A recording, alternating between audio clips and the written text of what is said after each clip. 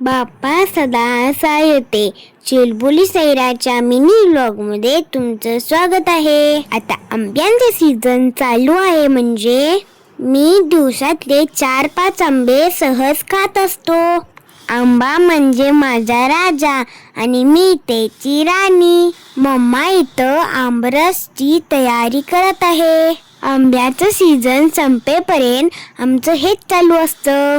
आता मी इथं मस्त पैकी रेडी होत आहे. व्हिडिओ शेवटपर्यंत बघा म्हणजे तुम्हाला कळेल. बाप्पांचं मंदिर दिसलं म्हणून बाप्पांना आपण नतमस्तक झालो. बेळगाव मध्ये आंबा महोत्सव चालू झाला आहे. लास्ट इयर पण तुम्ही माझा व्हिडिओ बघितला असणार.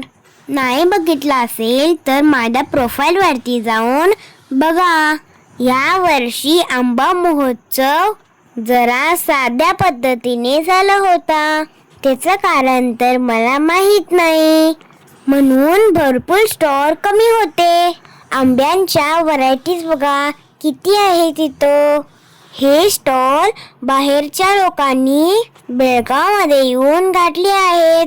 त्यामध्ये सगळे ऑर्गॅनिक पिकवलेले आंबे होते. हा एक आंबा बघा आमच्या मम्माच्या हातातच माविना.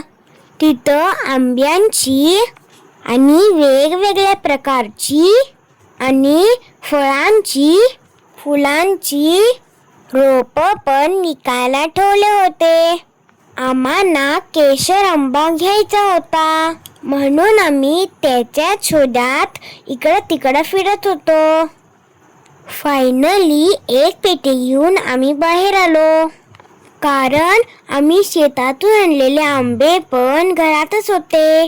ते सगळं कोण खाणार म्हणून आम्ही एकच पेटी घेतलो. मग मला जायचं होतं माझ्या क्लासला. मग मम्मा आणि डॅडा मला क्लासला सोडून घरी गेले. मग संध्याकाळी मम्माला एक नवीन रेसिपी करायची होती म्हणून ती त्या तयारीला लागले बघा. हे आधी मम्मानं थोडंसं करून बघितली होती. ते खायला खूपच टेस्टी आणि टँगी लागत होतं, म्हणून मम्मानं त्याचं नाव टँगी मँगो ठेवली.